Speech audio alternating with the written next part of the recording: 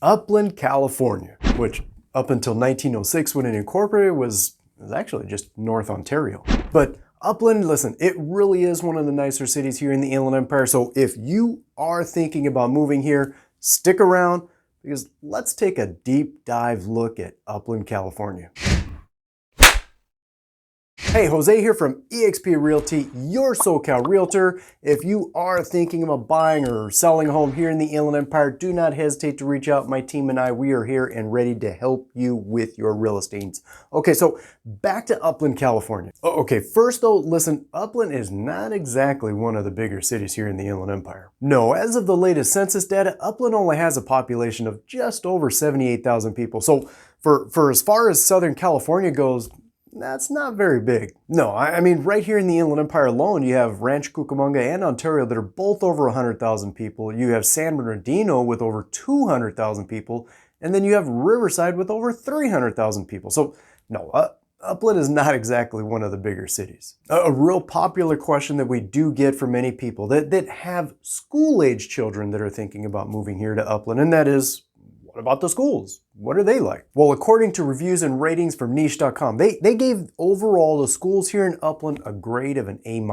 Impressive. However, if you are interested in finding out grades for any individual specific school, I have a link for you down below for greatschools.org. Great resource to be able to get grades for each and every individual school. Now, if you're thinking, Upland, it sounds like a pretty small city, there's really nothing to do here, right? No, there's actually a few things to do here. We have to start with downtown Upland, where they host the Upland Lemon Festival every single year. In fact, it dates back to 1997, where they have eating contests, numerous vendors, games, rides, live music. I mean, there's a lot that's going on here, and really is actually quite a bit of fun. You also have Last Name Brewing Company, which is, it's kind of tucked away up next to Cable Airport, but they have numerous beers here to taste. They host a number of events here, and just, at least in my opinion anyway, it definitely can be a lot of fun. There's also the Trapped Escape Room, and listen, if you enjoy the escape room experience, or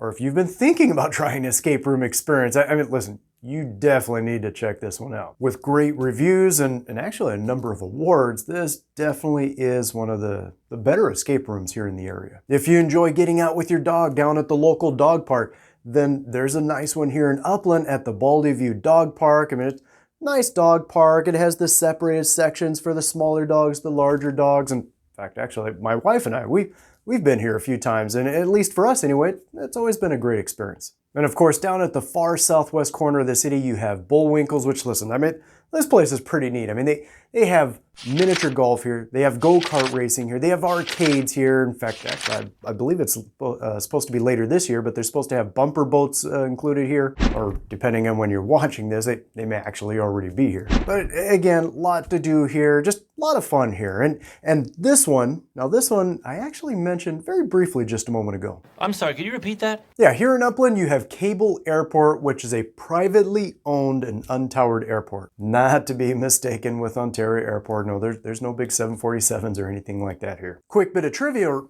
useless trivia, but last I saw is that Cable Airport was still ranked as the largest privately owned airport here in the country. Real quick though, I'd love to hear, what are your favorite things to do here in Upland that maybe I didn't talk about? Now, if you're looking for shopping here in Upland, look no further than the Colonies Crossroads just off the 210 freeway. It's actually a pretty good sized shopping center with a ton of shopping options here. I mean, some of the stores that you'll find here, Kohl's, Target, PetSmart, Dick's Sporting Goods, Chick-fil-A, Starbucks. Yeah, I know, Starbucks, aren't they everywhere? California Fish Grill, Old Navy, Nordstrom Rack, Tilly's, Crumble. Oh, real quick about that one. If you haven't tried their cookies, oh, you need to. They are delicious. Now, another question that we do get, and understandably so, but that is, just how safe is it here in Upland? Well, what I can say that is this, is according to the most recent FBI crime statistics report data, they found that the city of Upland, it came in ranked as the 8th safest city here locally, here in the Inland Empire, and out of 482 cities throughout the entire state of California, Well, Upland came in ranked at number 143. That's definitely not too bad, coming in ranked in the top third of California's safest cities. And of course, there's the million-dollar question for anyone that's even thinking about moving to Upland, and that is, well then, where in Upland should you think about looking? It's like he's reading my mind.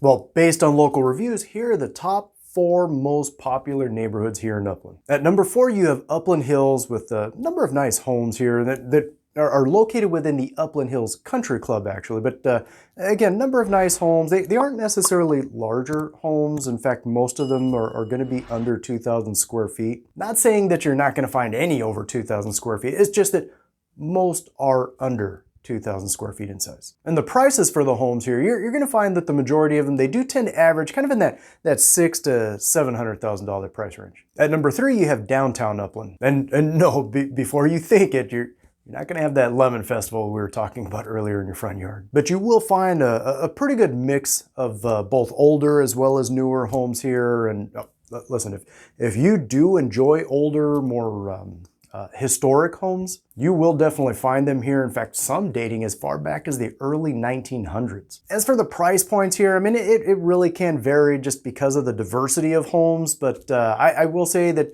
you'll probably find a good majority of them that do land in that $500,000 price range. But again, I mean, that number definitely can vary just due to the diversity of homes. At number 2, you have the Colonies, and these are some very nice homes, and many of them are very, very good size homes too. In fact, actually, many of them are over 3,000 square feet in size. As for the prices here, though, in the Colonies, I'll be very honest with you, they are a little bit higher. Again, these are some very nice homes, but the prices, they do tend to be a little bit higher. You're going to find that majority of them, they tend to be in that $800,000 to $900,000 price range. And you will find that a few of the larger homes here, they can go over $1 million in price. And at number 1, you have San Antonio Heights. I mean, this is definitely a very nice neighborhood, and actually a very sought after neighborhood too. And the homes here are just beautiful, and definitely not small either. No, they tend to average 3, 4, even 5,000 square feet in size. So yeah, they're definitely not small homes. And in fact, the lots here, they tend to be pretty good size too. However, again, full disclosure, just as with number 2, this is one of Upland's pricier neighborhoods. Yeah, you're gonna find that the majority of the homes here in San Antonio Heights, they are over $1 million. You may find a few under that. I mean, you might find a few in the 900s, and you might find a handful in the 800s. But again, the vast majority of the homes that are here are gonna be over the $1 million mark.